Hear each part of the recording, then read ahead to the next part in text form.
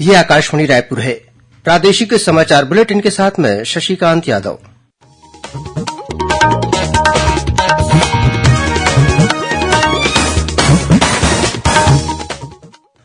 और अब पेश है आज के मुख्य समाचार। छत्तीसगढ़ में 7 नए खेलो इंडिया सेंटर की स्थापना की जाएगी। केंद्रीय खेल मंत्री अनुराग ठाकुर ने दी स्वीकृति। प्रधानमंत्री नरेंद्र मोदी 8 जनवरी सोमवार को वीडियो कॉन्फ्रेंसिंग के जरिए विकसित भारत संकल्प यात्रा के लाभार्थियों से बातचीत करेंगे। छत्तीसगढ़ सरकार ने राज्य प्रशासनिक सेवा के 29 अधिकारियों का तबादला आदेश जारी किया और राज्य नवाचार आयोग के अध्यक्ष विवेक ढांड ने दिया इस्तीफा।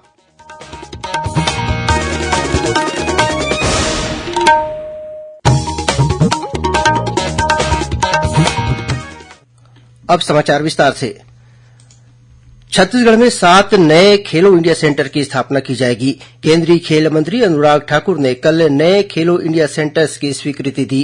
खेल संचालक श्वेता श्रीवास्तव सिन्हा ने बताया कि खेल संचालनालय के प्रस्ताव पर केंद्र शासन ने कोंडागांव जिले में तीरंदाजी, सारंगढ़ बिलाईगढ़ और सक्ती जिले में फुटबॉल खेल के लिए खेलो इंडिया सेंटर की स्वीकृति मिली है।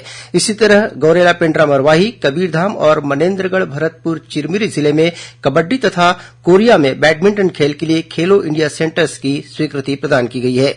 खेल संचालक ने बताया कि इससे पहले छत्तीसगढ़ के 24 जिलों में विभिन्न खेल विधाओं के 24 खेलो इंडिया सेंटर्स की स्वीकृति प्राप्त हुई थी, जिनका क्रियान्वयन किया जा रहा है। इस प्रकार अब राज्य के 31 जिलों में खिलाड़ियों के प्रशिक्षण की व्यवस्था सुनिश्चित की जा चुकी है। उन्होंने कहा कि अब राज्य के खिलाड़ियों के लिए प्रशिक्षण की और अधिक सुविधा मिलेगी, जो खिलाड़ियों के लिए मील का पत्थर साबित होगा। खेल मंत्री टंकराम वर्मा ने प्रदेश में 7 नए खेलो इंडिया सेंटर्स की स्वीकृति दिए जाने पर खेल मंत्री का आभार व्यक्त किया है। इस बीच खेल और युवा कल्याण मंत्री टंकराम वर्मा ने कहा है कि राज्य के युवाओं को विभिन्न विधाओं के खेल के लिए बेहतर अवसर उपलब्ध कराए जाएंगे। यह बात उन्होंने खेल और राजस्व विभाग के अधिकारियों की बैठक के दौरान कही। उन्होंने कहा कि राज्य के सभी खेल मैदानों का समतलीकरण करने के साथ ही मैदानों को सर्व सुविधायुक्त बनाया जाए, जिससे खिलाड़ियों को आगे बढ़ने के पर्याप्त अवसर मिले। श्री वर्मा ने ग्रामीण स्तर के बने खेल क्लबों का पंजीयन करने के निर्देश दिए। उन्होंने कहा कि इन खेल क्लबों को आवश्यकता अनुसार अनुदान भी दिया जाएगा। प्रधानमंत्री नरेंद्र मोदी सोमवार को वीडियो कॉन्फ्रेंसिंग के जरिए विकसित भारत संकल्प यात्रा के लाभार्थियों से बातचीत करेंगे। श्री मोदी इस अवसर पर उपस्थित जनसमूह को संबोधित भी करेंगे।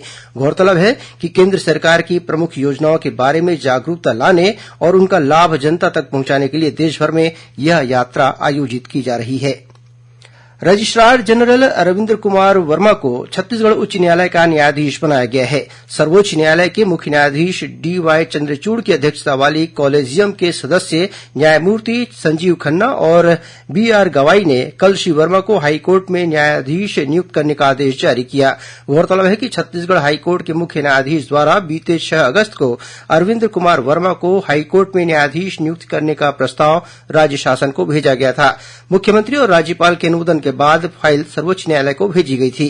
श्री वर्मा इससे पहले जगदलपुर, रायपुर और बिलासपुर में जिला तथा सत्र न्यायाधीश रह चुके हैं।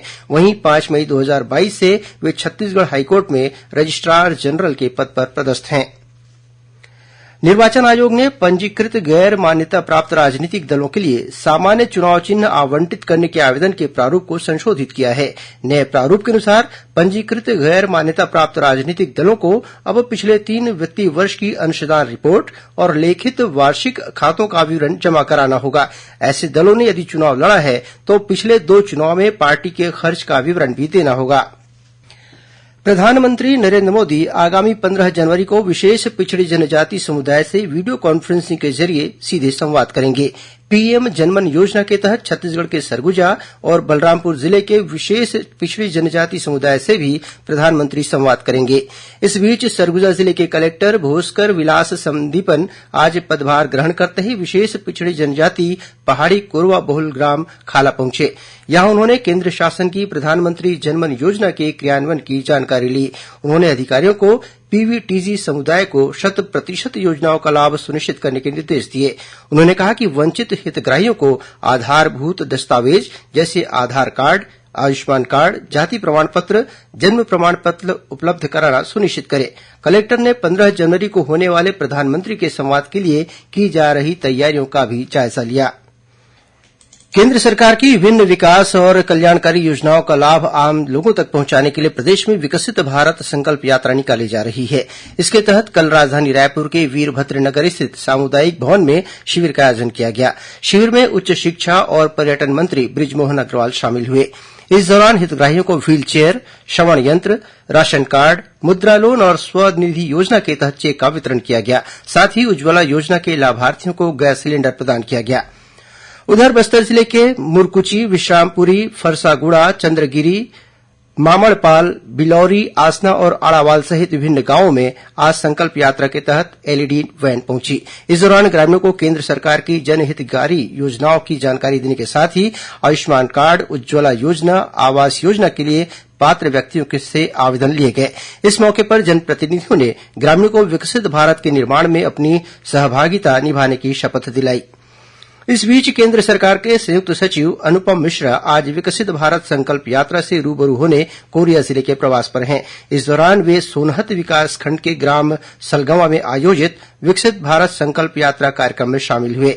इस दौरान उन्होंने हितग्राहियों से बातचीत कर योजनाओं के क्रियान्वयन के संबंध में जानकारी ली। श्री मिश्रा ने शिविर में मोदी की गारंटी वाले प्रचार रथ का भी अवलोकन किया। इस बीच केंद्र सरकार की प्रधानमंत्री उज्ज्वला योजना का लाभ ले रही बस्तर जिले के पंडरीपानी निवासी संध्या विश्वकर्मा ने बताया कि गैस सिलेंडर मिलने से उन्हें खाना बनाने में काफी सुविधा हो रही है। मेरा नाम संध्या विश्वकर्मा है।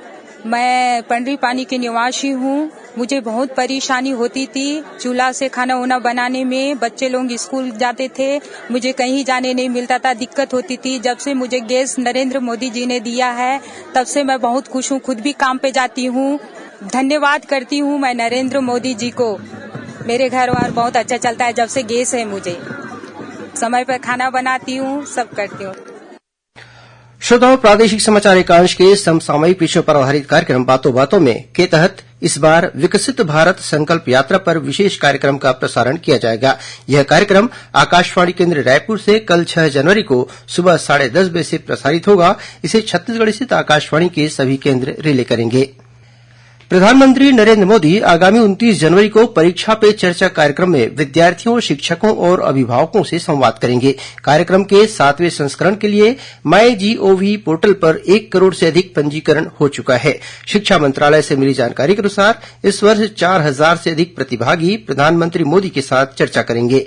मंत्रालय के अनुसार कार्यक्रम नई दिल्ली के भारत मंडपम में आयोजित किया जाएगा।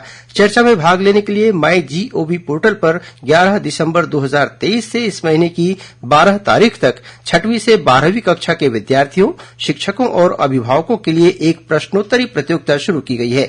इसमें चयनित 2050 प्रतिभागियों को परीक्षा पे चर्चा किट प्रदान की जाएगी, जिसमें प्रधानमंत्री द्वारा लिखित पुस्तक, एग्जाम वॉरियर्स तथा प्रमाण पत्र दिया जाएगा। मंत्रालय ने बताया है कि परीक्षा पे चर्चा कार्यक्रम से पहले राष्ट्रीय युवा दिवस 12 जनवरी से लेकर 23 जनवरी तक विद्यालय स्तर पर विभिन्न गतिविधियां आयोजित की जाएंगी। वहीं 23 जनवरी को नेताजी सुभाष चंद्र बोस की जयंती के अवसर पर देशभर के 500 जिलों में एक चित्रकला प्रतियोगिता आयोजित की जाएगी। छत्तीसगढ़ सरकार ने राज्य प्रशासनिक सेवा के 29 अधिकारियों का तबादला आदेश जारी किया है। इनमें 20 डिप्टी कलेक्टर, 6 संयुक्त कलेक्टर, 1 अपर कलेक्टर और 2 जिला पंचायत के मुख्य कार्यपालन अधिकारी शामिल हैं। राज्य नवाचार आयोग के अध्यक्ष विवेक ढांड ने इस्तीफा दे दिया है। श्री ढांड ने मुख्य सचिव अमिताभ जैन को अपना इस्तीफा सौंप दिया है। उन्होंने व्यक्तिगत कारणों से इस्तीफा देने की बात कही है। गौरतलब है कि पूर्ववर्ती राज्य सरकार ने 3 फरवरी 2023 को छत्तीसगढ़ राज्य नवाचार आयोग का गठन कर विवेक ढांड को अध्यक्ष नियुक्त किया था। खाद्य और नागरिक आपूर्ति मंत्री दयालदास बघेल ने मिलरों से धान का उठाव जल्द से जल्द करने को कहा है। इसके साथ ही उपार्जित धान का त्वरित निराकरण कर भारतीय खाद्य और नागरिक आपूर्ति निगम में समय पर चावल जमा करने के निर्देश दिए हैं। रायपुर में आयोजित विभागीय समीक्षा बैठक में उन्होंने धान खरीदी प्रक्रिया को सुचारू रूप से संचालित करने को कहा। साथ ही उन्होंने अधिकारियों को निर्देश दिए कि धान बेचने के लिए आने वाले किसानों को खरीदी केन्द्रों में किसी भी प्रकार की असुविधा न हो। और अब पेश है मौसम का हाल।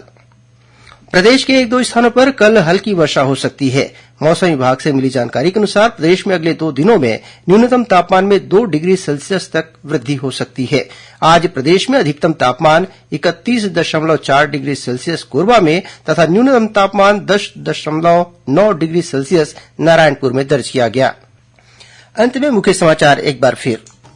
छत्तीसगढ़ में 7 नए खेलो इंडिया सेंटर्स की स्थापना की जाएगी। केंद्रीय खेल मंत्री अनुराग ठाकुर ने दी स्वीकृति। प्रधानमंत्री नरेंद्र मोदी 8 जनवरी सोमवार को वीडियो कॉन्फ्रेंसिंग के जरिए विकसित भारत संकल्प यात्रा के लाभार्थियों से बातचीत करेंगे। छत्तीसगढ़ सरकार ने राज्य प्रशासनिक सेवा के 29 अधिकारियों का तबादला आदेश जारी किया और राज्य नवाचार आयोग के अध्यक्ष विवेक ढांड ने दिया इस्तीफा। इसी के साथ प्रादेशिक समाचार बुलेटिन समाप्त हुआ। नमस्कार।